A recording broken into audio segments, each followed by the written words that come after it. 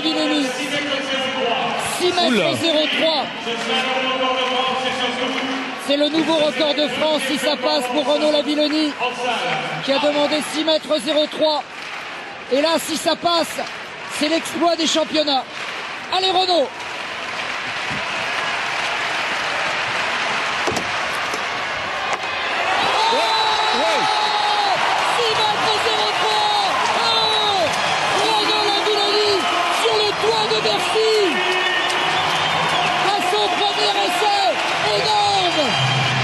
C'est son record en plein air aussi. Record de France! Record de France! Renaud Lavillenie sur le toit de Bercy.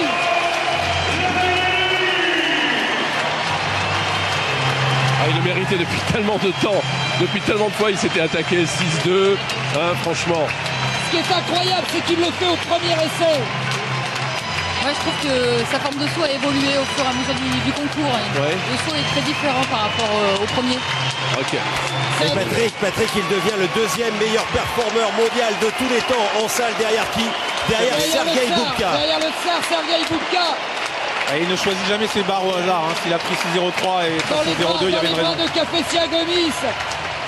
C'est énorme. C'est extraordinaire ce qu'il a fait, c'est énorme. Quelle solidité physique et mentale aussi, parce que faut aller chercher les barres comme ça. La solidité du garçon, c'est que là, il n'arrête pas là. Là, il demande une barre supérieure. Bah oui, il peut aller dans le garçon, je gagne, je joue. Lui, c'est comme je gagne, je joue.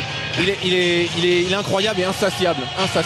Il est capable de se remettre dans le concours. Moi, je pense qu'il demande la barre au-dessus. Il a l'air concentré là. Il est plus dans la joie là. Là, il revient. Allez, là maintenant, il revient dans un autre voyage vers une autre barre. Hein. Il sait qu'il y a Boubka en face. Il veut lui montrer. On regarde encore ce saut de malade.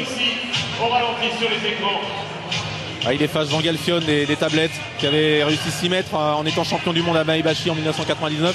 Jean qui est dans les tribunes. Ouais, qui doit être heureux.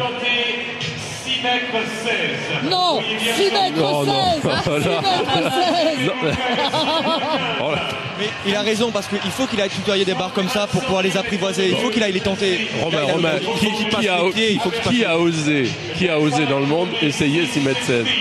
Qui? Je crois que Hooker avait essayé une année, mais c'est vrai que ça montre bien le tempérament de Renaud. C'est quelqu'un qui a faim. Stéphane le disait, il a faim, il veut aller chercher. Lui, sa prochaine étape, c'est le record du monde.